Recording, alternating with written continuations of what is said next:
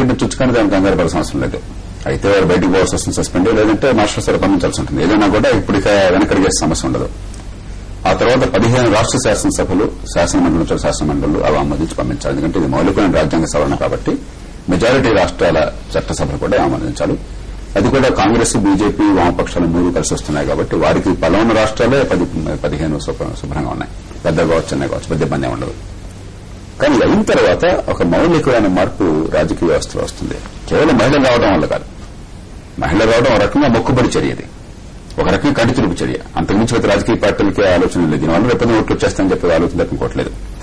కానీ రొటేషన్ ఎప్పుడైతే వచ్చిందో దాన్ని ఎదుర్కోవడం కోసం చెప్పని మళ్లీ ఇంకో రకమైనటువంటి గందరగోళం జరుగుతుంది. దాని నుంచి మల్టీ మెంబర్ కాన్స్టిట్యూన్సీ, బహుళ సభ్య నియోజకవర్గాల కోసం పోరాటం జరుగుతుంది.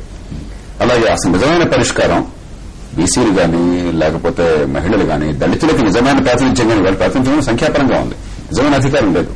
అది రావాలని చెప్పంటే దామాషా పద్దతి సరైన పద్దతి. ఎన్నికల వ్యవస్థ బాగుపడాలని చెప్పన్నట్లయితే, ఈ ధన ప్రభావం పోవాలి, కండబలం పోవాలి అని చెప్పన్నట్లయితే, నిజాయితీ రాజకీయం రావాలంటే అది కాకతాళంగా అనుకోకుండా వాళ్ళ గారికి చేస్తారు.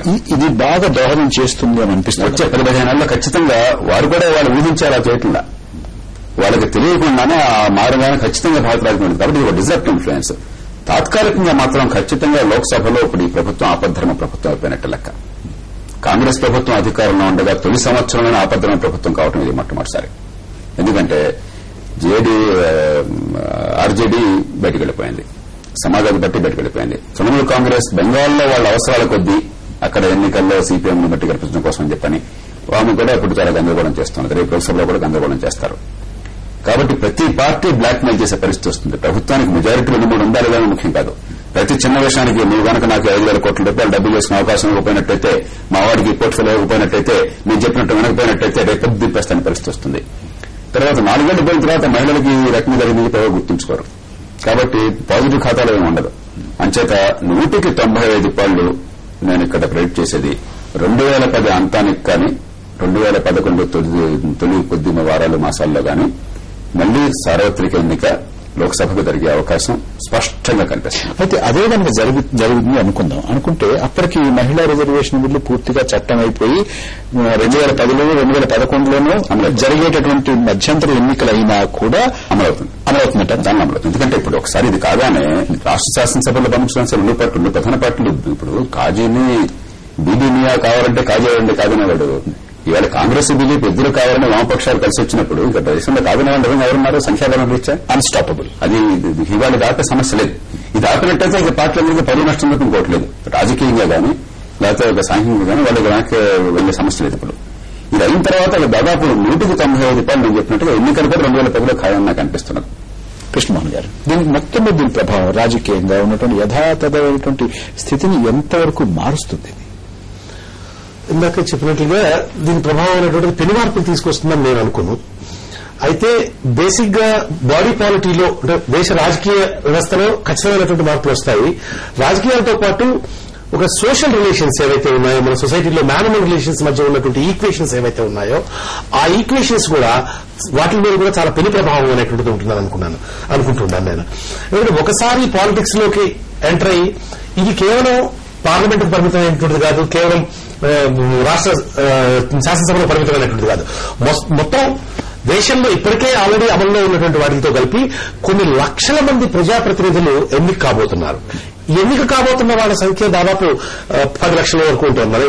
మరి కింద నుంచి తీసుకుంటారు గ్రామ పంచాయతీ. ఒక్కసారిగా లోక్సభలో ఇవాళ ఒకసారి చూసినట్లయితే ఇది కనుక చట్టం అయిపోతే 181 మంది ఖచ్చితంగా మహిళలు ఉంటారు. వారు కాకుండా జనరల్ స్థానాల్లో ఇంకో 10, 15, 20 మంది వస్తారు. అంటే దాదాపు ఒక 200 మంది ఉంటారు. అంతేకాకుండా మొత్తం దేశంలో ఉన్నటువంటి అన్ని శాసనసభల్లో ఒకసారి చూసుకుంటే దాదాపుగా ఒక 2,000 మంది మహిళా శాసనసభ్యురాలు ఉంటారు. ఇంకా ఎక్కువ మంది ఉంటారు. వీళ్ళు ఎన్నికయ్యే వాళ్ళు ఇంకా పోటీలో ఉండేటువంటి వాళ్ళు కూడా ఉంటారు. వాళ్ళని కనీసం ఇంటూ మల్టిప్లైడ్ బై 5 అంటే ఇంతమంది ఒక్కసారిగా పబ్లిక్ లైఫ్ లోకి రాబోతున్నారు. ఇది అసలు మన సోషల్ స్ట్రక్చర్ ని విపరీతమైనటువంటి మార్పులు తీసుకొని వస్తుంది. ముఖ్యంగా మ్యాన్ ఉమెన్ రిలేషన్స్ లో చాలా పెను మార్పులు అనేటువంటివి తీసుకొని వస్తాయి. ఉమెన్ ఈ రోజున ఏదైతే డిస్క్రిమినేషన్ ని, ఏదైతే అనేక రకాలైనటువంటి అవమానకరమైనటువంటి పరిస్థితులు ఎదుర్కొంటూ గృహహింస లాంటి చట్టాలను తీసుకురావాల్సినటువంటి పరిస్థితులు ఏవైతే ఉన్నాయో, ఈ రకమైనటువంటి డైమెన్షన్ లో పెను మార్పులు వచ్చేటువంటి అవకాశం మాత్రం చాలా ఖచ్చితంగా ఉందని నేను అనుకుంటున్నాను. డాక్టర్ విజయలక్ష్మి, ఈ రోజున మహిళా రిజర్వేషన్ బిల్లు కోసం పోరాటం చేసినటువంటి మహిళా సంఘాలు కానివ్వండి, మహిళా ఉద్యమాలన్నీ కూడా ఒక రిజర్వేషన్ బిల్లు రావడంతోనే మొత్తం అంతా మార్పులు వచ్చేస్తాయని చెప్పని ఎక్స్పెక్ట్ చేయడం లేదండి. ఇది ఒక మొదటి స్టెప్ మాత్రమే. ఎందుకంటే మనం ఇంతకుముందే అనుకున్నట్టుగా ఆ కుటుంబాలు గతంలోనే రాజకీయ చరిత్ర కలిగినటువంటి కుటుంబాల నుంచే వస్తారు తప్ప నిజంగా ఉద్యమాల్లో పాల్గొని మహిళా సమస్యల పట్ల అవగాహన కలిగినటువంటి మహిళలు ఎక్కువ మంది వచ్చేటువంటి అవకాశం ఉండకపోవచ్చు. ఎందుకంటే ఇప్పుడు మనకున్నటువంటి రాజకీయ పరిస్థితుల దృష్ట్యా. ఎందుకంటే ఈ మనీ పవర్, మజిల్ పవర్ వీటిని ఎదుర్కొని రావాలంటే సామాన్య మహిళలు ఎవరు రాలేనటువంటి పరిస్థితి. కానీ ఇప్పుడు వచ్చేటువంటి మార్పు ఏంటంటే మహిళల యొక్క వాయిస్ వినపడేటువంటి అవకాశం వస్తుంది. వాళ్ళ సంఖ్యాపరంగా కూడా ఎక్కువ మంది ఉంటారు కాబట్టి వాళ్ళు ఇచ్చేటువంటి ఒపీనియన్స్ కానివ్వండి, ఎక్కడైనా కూడా నిర్ణయాలు తీసుకునేటువంటి సందర్భంలో తప్పకుండా ఒక నిర్ణయాత్మకమైనటువంటి పాత్ర మహిళలు పోషించేటువంటి అవకాశం ఉంటుంది. కానీ వాళ్ళు ఎంతసేపు కేవలం వాళ్ళ భర్తలకి రిప్రజెంటేటివ్స్ గా ఉన్నంత మాత్రం ఇది జరగదు.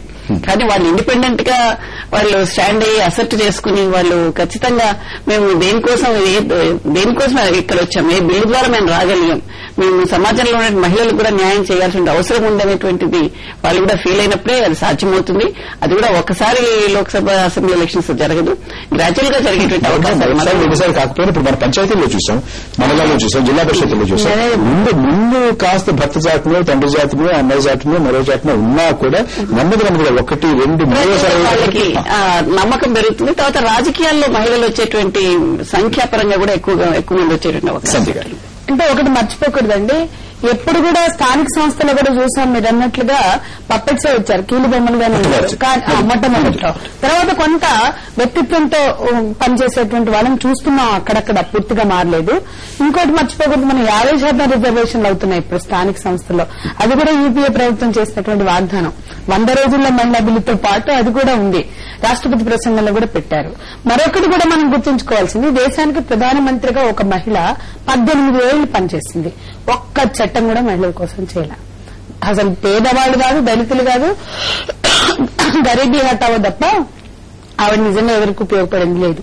అంటే మహిళల కోసం ఒక్క చట్టం కూడా చేయని ప్రధానమంత్రుల కన్నా పెద్ద పోస్టులు ఏమున్నాయి? కానీ అటువంటి స్థితిని కూడా మనం మర్చిపోకూడదు. అందుకని ఈ రోజు ఇప్పుడు వచ్చిన చట్టాలు ఇవన్నీ మహిళా పోరాటాల ద్వారా వచ్చాయి, మహిళా ఉద్యమాల ద్వారా వచ్చాయి.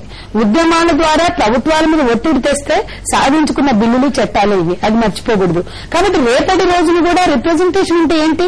ఇందిరాగాంధీ ప్రధానమంత్రి అయినా రబ్రీదేవులు, మాయావతులు, జయలలితలు ఉన్నా కూడా ఆసక్తికరమైనటువంటి విషయం ఇది. అంటే 181 మంది 200 మంది ఉన్నా కూడా బరిలో ఉండేటటువంటి వారు, వెళ్తారన్నటువంటి వారు, పోటీ చేసేటటువంటి వారు, రాజకీయ సక్రియ బయటకు వచ్చి ప్రజా జీవితంలో వచ్చేటువంటి వారి సంఖ్య చాలా గణనీయంగా పెరిగే అవకాశం పెరుగుతుందండి. అదే ఒక పాజిటివ్ ఫ్యాక్టర్ ఇందులో. వాళ్ళ సంఖ్య పెరుగుతుంది. ఇప్పుడు మీరు పార్లమెంట్ చూసినా, అసెంబ్లీ చూసినా 1/3 and more than little more than 1/3 ఉంటారు. మీరు 33 జనరల్ ఇంకో కొద్దిగా వేసుకుని 35% 40 లోపల శాతం కనబడతారు అక్కడ. అంటే అది చిన్న విషయం కాదు. ఎందుకంటే ఇప్పటి వరకు స్త్రీల కోసం ఎన్నో సమస్యలున్నాయి, ఎప్పుడు వాయిస్ చేయాల, ఎప్పుడు మాట్లాడాల, ఉన్న 10% కూడా. కాబట్టి వాళ్ళ సమస్యలు మేము ఒకటే కోరుకున్నాం, నిజంగా మహిళల ప్రాతినిధ్యం కావాలి, ఉమెన్ ఫోక్ రిప్రజెంటేషన్ కావాలి, ఆ వర్గాన్ని పంపాలి చట్టసభల్లోకి, వాళ్ళ సమస్యలు చర్చించేటువంటి వాతావరణం చట్టసభల్లో ఉండాలి. ఇప్పటి వరకు ఈ దేశంలో 63 ఏళ్లుగా నిజమైన సాధికారతని, విముక్తిని కోల్పోయిన మహిళలు ఉన్నారు. ఇది మీరన్నట్టుగా అటువంటి దానికి ఇది నాంది పలుకుతుంది, శ్రీకారం చుడుతుందని అందరం ఆశిస్తున్నాం.